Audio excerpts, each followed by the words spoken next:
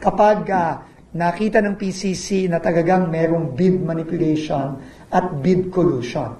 Alam niyo naman, si Diskaya mismo ay umamin sa Blue Ribbon na yung mga iba't iba nilang kumpanya nagmomoro-moro dito sa mga bidding na ito at kasama yon sa mga sinabmit nating ebidensya sa PCC.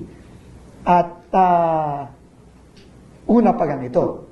No, kagaya nung ginawa natin ngayon sa PRC na nagpapa-revoke tayo ng mga lisensya, ang unang 12 contracts na ito, una pa lang ito sa mga ifa-file natin in the coming weeks. And just to give you an example, no?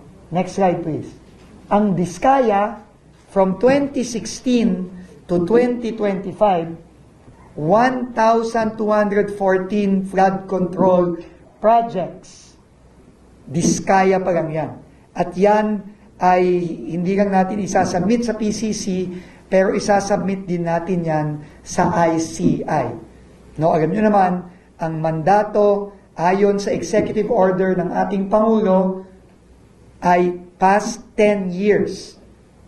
No? So, uunahin natin itong mga flood control projects ng mga iba't ibang kontratista. Ito, Diskaya pa lang. At kung papatawan ito ng mga penalties ng PCC sa mga susunod na linggo, susunod na buwan na ipa-file natin, aabutin, Diskaya pa lang, ang estimated naming penalties dito ay aabot na ng 300 billion pesos. Penalties pa lang yan. Ng PCC, wala pa dyan yung iba't iba pang mga kasong ifa-file. Uulitin ko, sabi ng Pangulo natin, kailangan managot lahat at kailangan maibalik ang pera ng taong bayan at isa itong mga kasong ito sa mga paraan para maibalik ang pera ng taong bayan.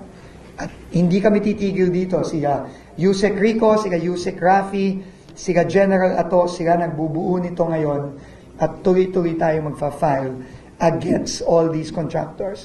At uulitin ko, itong 300 billion na ito sa Diskaya pa lang yan.